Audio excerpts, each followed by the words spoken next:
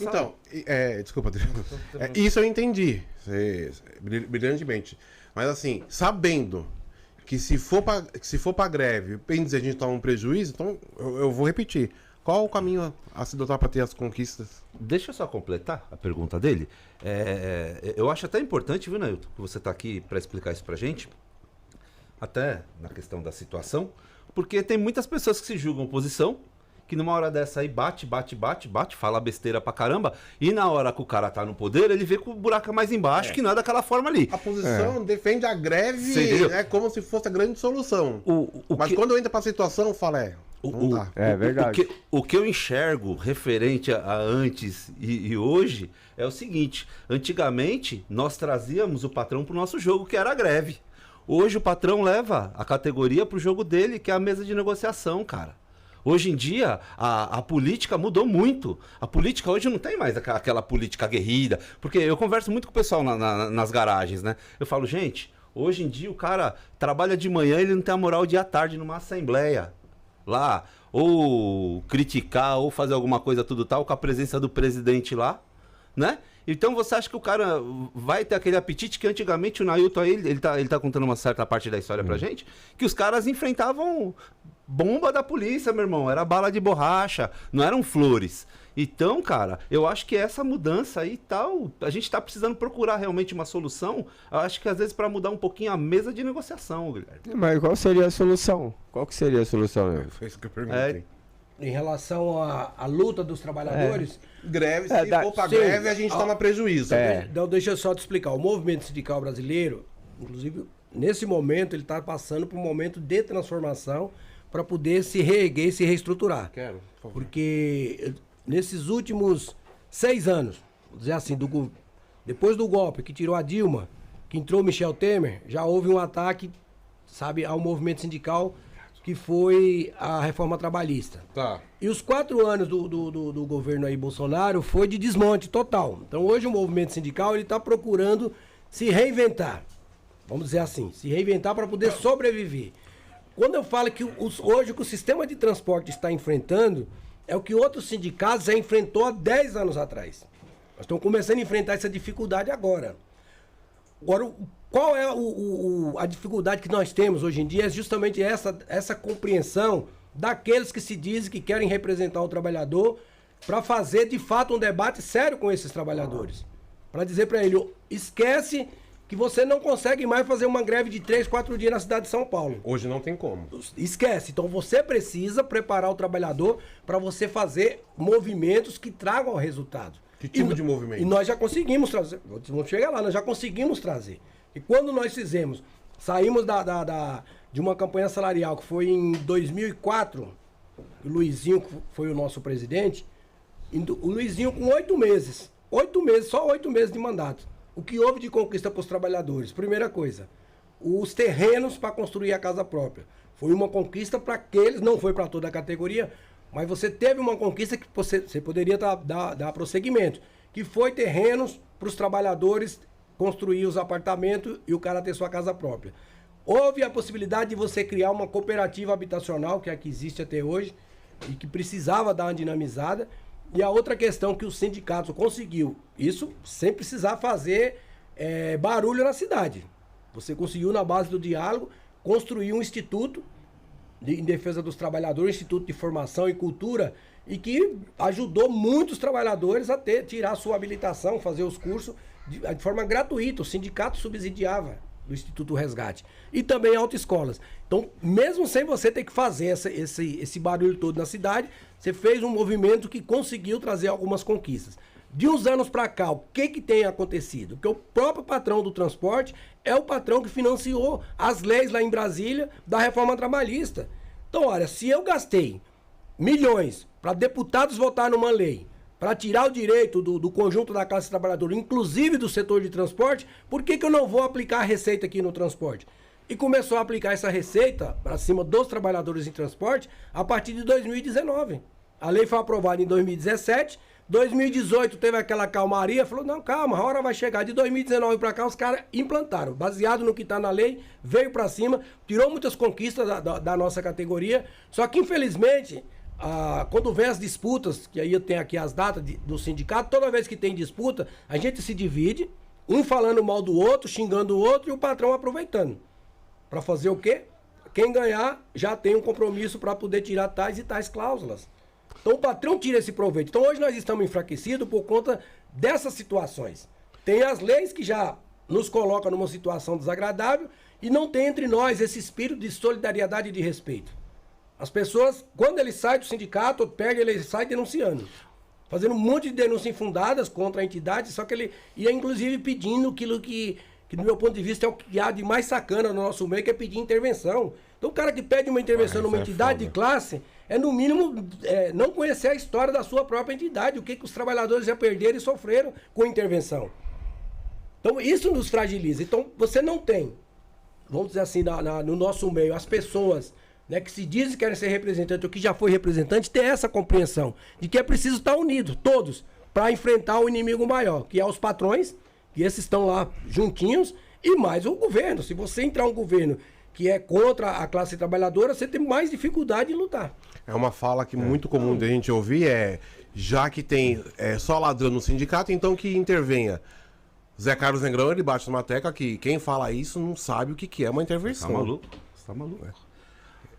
O que você ia falar? Não, então, eu ia falar, eu ia até tocar nesse assunto referente às leis. Então, ou seja, hoje o sindicato ele se encontra mais refém da situação, né? O que dá para enxergar isso. O sindicato hoje ele é refém da situação das leis, perante as leis aí.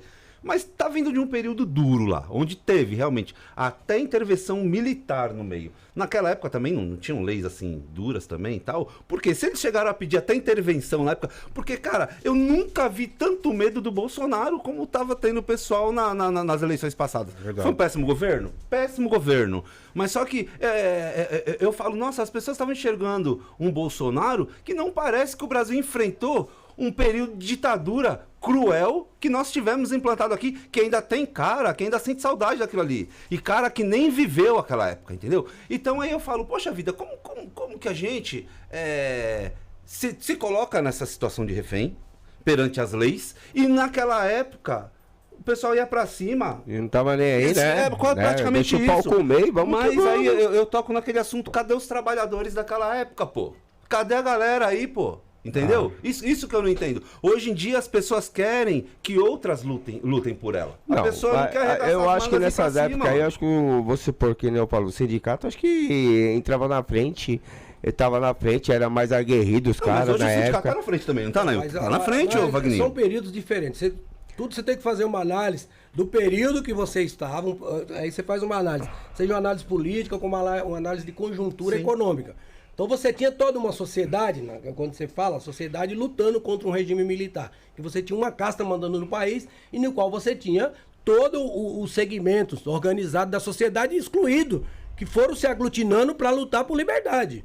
Então você acabava falando a mesma língua. Você fala, não é medo de Bolsonaro. O Bolsonaro entrou nesse país, né, numa eleição livre, que ele foi eleito pelos votos.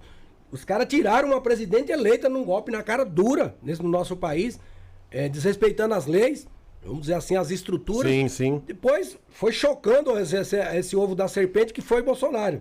Que depois eles mesmos se arrependeram. E quando você fala, mas a sociedade estava apoiando aquilo. E contra sindicatos. Antes você lutava, porque as pessoas tinham simpatia pelo movimento sindical. Porque o movimento sindical ele tinha um outro viés. Não, vamos lutar porque unia o que nos unia. Era lutar por democracia. Ó, juntou toda a sociedade, inclusive o movimento sindical por diretas já. Porque queria o direito de votar para presidente. Então você tinha uma pauta que você conseguia unir.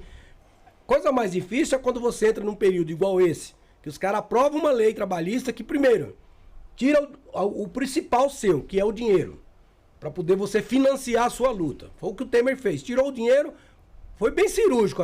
Foi lá e tirou o dinheiro. Tirou o dinheiro, meu filho. Quem é que faz as coisas sem dinheiro? Ninguém. Então o movimento sindical já entrou em pane. Segunda coisa, na própria legislação, falou, olha, aprovou que pode terceirizar, liberou geral. Você pode contratar intermitente. Então você pegar na lei trabalhista, os caras queriam fazer mudança em 17 artigos, fez em mais de 100. Artigo enfraquecendo, inclusive, o poder de negociação, o poder de barganha que nós, sindicalistas, tínhamos, sindicatos tinham, e a partir de 2017 acabou. Como? Tirou o dinheiro para você fazer sua luta. A segunda coisa, colocou lá na lei que vale o negociado sobre o legislado, dando mais poder ao patrão. Tirou uma outra coisa, que às vezes as pessoas, quando você discute, falam, mas Nailton, como que é isso? Olha, primeiro, antigamente você entrava numa negociação, você e o patrão não queria te atender, você ia na justiça e entrava com pedido de dissídio coletivo, ele era obrigado a vir para a mesa. E a Justiça do Trabalho, na época ela tinha o que a gente chamava um poder normativo.